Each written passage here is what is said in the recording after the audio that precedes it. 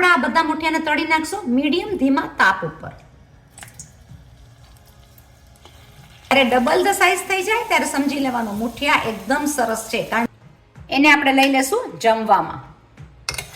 આ શાક તમે જરૂર બનાવજો સહેલી રીતના. ઊંધિયા જેવું શાક મુઠિયાનું જો બનતું હોય તો બધાને જ બનાવવાનું મન થઈ જાય.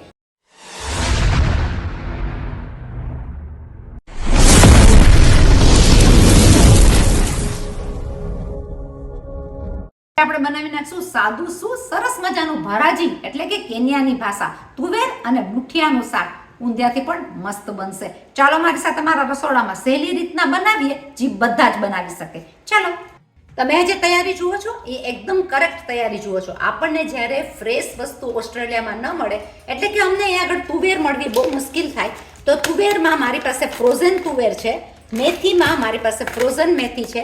મેથી મળે તો ઓસ્ટ્રેલિયાનો ભાવ છે, એક પણી ચાઇનીઝ અને વિયેટનામીઝ વેચે એ એક પણીનો ભાવ હોય છે $8 થી $10, એટલે કે બહુ મોંઘી કહેવાય. 500 રૂપિયાની એક પણી મળે. અને એની અંદર આપણે કસૂરી મેથી નાખીને એકદમ સરસ મજાના મુઠિયા કરશું, જેની અંદર અલગ અલગ બધા લોટ નાખશું અને સિમ્પલ અને સહેલી રીતના મુઠિયા અને તુવેરનું શાક એટલું ફાઇન બનાવશું કે રોટલી અને શાક કે ભાત અને શાકમાં બધામાં ખાવાની મજા આવી જાય. નાખી દઈશું આપણું રસોડાનું દવાખાનું. ચાલો ચાલુ કરી નાખીએ તુવેર અને મુઠિયાનું એકદમ જોરદાર સ્વાદિષ્ટ કાઠિયાવાડી સ્વાદમાં નાખીને શાક. એની માટેની પહેલી શરૂઆત આપણી શું હશે, તો ફ્રોઝન તુવેરને આપણે ગરમ પાણીની અંદર કરી નાખશું સોફ્ટ.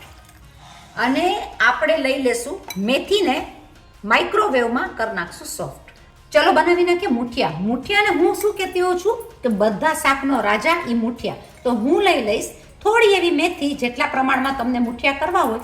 મેં ફ્રોઝન મેથી થોડી લઈ લીધી છે, 2 ટેબલ સ્પૂન જેટલી લઈ લઈશ. થોડી એવી 1 ટેબલ સ્પૂન જેટલા ધાણા, થોડી એવી કસૂરી મેથી, જેનાથી ને ફ્લેવર એકદમ સરસ આવે અને સુગંધ આવે મેથીનો.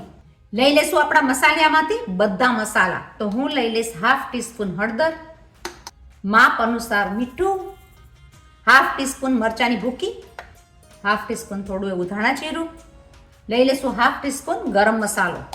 ગળાશ અને ખટાશના બેલેન્સમાં લઈ લઈશ ½ ટીસ્પૂન ખાંડ, ચપટી એવી હિંગ, જેનાથી ને સ્વાદ પણ સારું અને હેલ્થ માટે પણ સારું. આપણે લઈ લઈશું 1 ટીસ્પૂન આદુ મરચા લસણની પેસ્ટ. સુકેલું આદુ તમે આ પ્રમાણે પણ રાખી શકો. ક્યારે આદુ મોંઘું મળતું હોય તો આ પ્રમાણેનું આદુ આપણને રસોડામાં કામ ઘણું આવે, જેને કહેવાય છે સૂંઠ.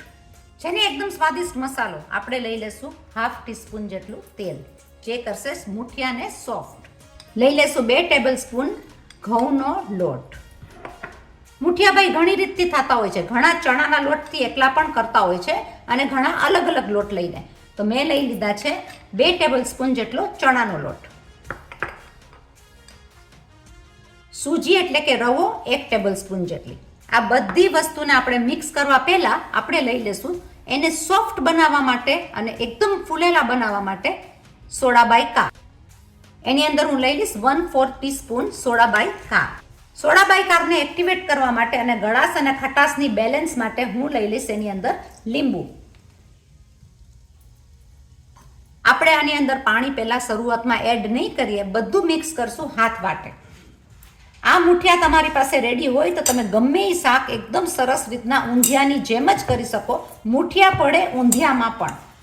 વાતમાં આ મુઠિયાને આપણે મિક્સ કરી નાખશું.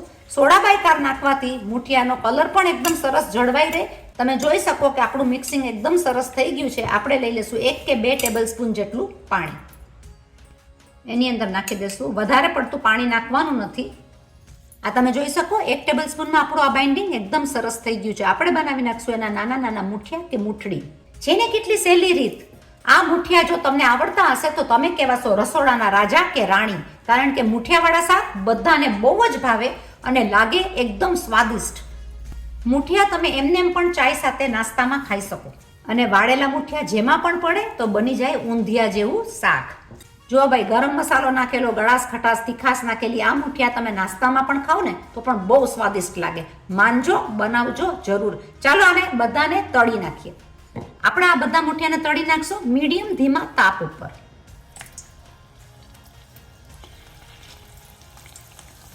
ડબલ ધ સાઈઝ થઈ જાય ત્યારે સમજી લેવાનું મુઠિયા એકદમ સરસ છે, કારણ કે ગમે એ વસ્તુમાં મુઠિયા જો કઠણ હોય તો આપણને ખાવાની મજા આવે નહીં. તમે જોઈ શકો આપણા મુઠિયા ડબલ ધ સાઈઝ થવા માંડી ગયા છે અને એકદમ સરસ રીતના તળાય છે. 2 થી 3 મિનિટમાં મુઠિયા થઈ જાય તૈયાર. આ મુઠિયા આપણે કાઢી લેશું એક ડીશની અંદર. આપણે લઈ લીધું છે 4 ટેબલસ્પૂન જેટલું તેલ. હું લઈ લઈશ એની અંદર થોડું એવું જીરું, કારણ કે જીરુંથી ફ્લેવર એકદમ સરસ આવશે. હું લઈ લઈશ થોડી એવી હિંગ. સ્વાદ વધારવા માટે લઈ લઈશું લાલ મરચાં. આપણો વઘાર એકદમ સરસ મજાનો તૈયાર થઈ ગયો છે. આદુ મરચા લસણની પેસ્ટને પણ સાથે કોતડી લેશું. લઈ લેશું આપણી તુવેર. તમે જોઈ શકો તુવેર એકદમ સરસ મજાની સોફ્ટ પણ થઈ ગઈ છે અને એકદમ સરસ લીલી છમ લાગે છે. લઈ લેશું બધા મસાલા 1 by 1. તો હું લઈ લઈશ 1/2 ટીસ્પૂન જેટલું લાલ મરચાંની ભૂકી, માપ પ્રમાણે મીઠું, 1/2 ટીસ્પૂન જેટલું હળદર, 1/2 ટીસ્પૂન જેટલું ધાણા જીરું, થોડી એવી લઈ લઈશું ખાંડ, જેથી કરીને સ્વાદ પણ સરસ આવે અને લાગે પણ સરસ. બધી વસ્તુને કરશું મિક્સ. સ્વાદ વધારવા લઈ લઈશું ગરમ મસાલો. છે ને શાકનો કલર એકદમ સરસ લીલોછમ. ત્યારે બધો મસાલો નખાઈ ગયો હોય તો ટમેટાને કેમ ભૂલીએ, લાલ ચટક ટમેટા આપણે લઈ લઈએ ઝીણા ઝીણા કાપીને. તમે ગ્રાઇન્ડ કરીને પણ લઈ શકો. ટમેટા મળે છે ઓસ્ટ્રેલિયાની અંદર ઇઝીલી $3, $4, $5 કિલો, જે પ્રમાણેની સિઝન. જાણવા મળે છે ને ઓસ્ટ્રેલિયાની પણ ભાવ અને તાલ અને વસ્તુ શું મળે. તો ટમેટા, ફૂલકોબી એ બધી વસ્તુ બહુ ઇઝીલી મળે, પણ લીલા શાક તમને બહુ ઓછા મળે. ટમેટા આપણા કપાઈ ગયા છે. આપણે લઈ લઈશું ટમેટા શાકભાજીની અંદર. તમે જોઈ શકો તેલની અંદર આપણું શાક એકદમ જ સરસ લાગે છે. આપણે લઈ લઈશું આપણા કાપેલા ટમેટા બધા. જોડે લઈ લઈશું થોડા એવા ધાણા પણ ફ્લેવર માટે. સ્વાદ પણ સરસ આવે, ફ્લેવર પણ સરસ આવે. નાખવાનું શું રહી ગયું છે હવે? થોડો એવો ગરમ મસાલો, જો તમને સ્વાદવાળું વધારે ખાવું હોય તો. મેઇન વસ્તુ જે છે એ આપણે લઈ લેશું આપણી મૂઠડી થોડા કટકા કરીને.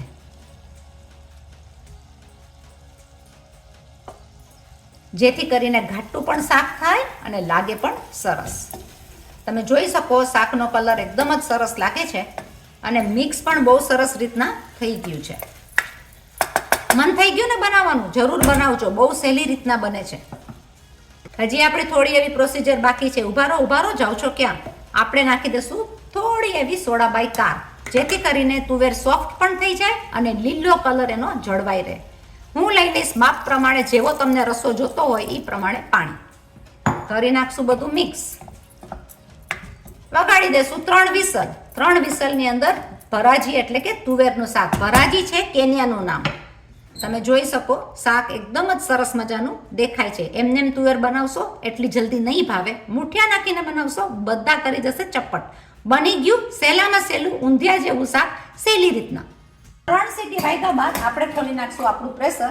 તમે જોઈ શકો એકદમ સરસ મજાનું ખતખતું શાક છે. એની અંદર આપણે લઈ લેશું આપણા મુઠિયા. આપણે એને પછી ઉકાળવાનું બી નથી, કાંઈ નહીં, કારણ કે આપણને જોઈએ છે ગરમ ગરમ શાકની અંદર મુઠિયા એકદમ સરસ રીતના થઈ જાય. તો તમે જુઓ શાક, તેલ, મસાલો મુઠિયામાં એકદમ સરસ રીતના ચડી ગયો છે. હવે મને કહેશો કે આ શાક ખાવાની કોને મજા ન આવે? એકદમ જ સરસ મજાનું આ શાક લાગતું હોય છે. એને આપણે લઈ લેશું જમવામાં. આ શાક તમે જરૂર બનાવજો. સહેલી રીતના ઊંધિયા જેવું શાક મુઠિયાનું જો બનતું હોય તો બધાને જ બનાવવાનું મન થઈ જાય.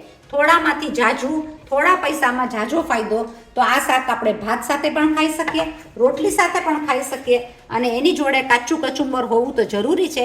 હેલ્થ માટે સારામાં સારું જમવાનું એટલે કાચું કચુંબર અને સાદું જમવાનું. આ જમવાનામાં બહુ જ મજા આવશે. ખાવાનો સ્વાદ એકદમ સરસ આવશે, કારણ કે બધું નાખેલું છે. ગરાસ, ખટાશ, મીઠાશ, તીખાશ બધું જોરદાર છે. બનાવજો જરૂર. નવી રેસીપી લઈને જરૂર આવીએ છીએ. થોડા ટાઈમ માટે ખોવાઈ ગયા હતા. આપણા ઘરના વડીલોને થોડી મેડિકલ પ્રોબ્લેમ આવી ગઈ હતી, પણ હવે બધું લાઈનમાં છે. ચાલો બનાવજો. મળ્યા પાછા નવી રેસીપી સાથે. ત્યાં સુધી શું કરશો? શેર કરજો, સબસ્ક્રાઇબ કરજો, લાઈક કરજો, ફોરવર્ડ કરજો, કોમેન્ટ તો જરૂર કરજો કે ક્યાં ક્યાંથી તમે લખો છો. એ રીતના આપણે રહેશું સોશિયલ ટચમાં.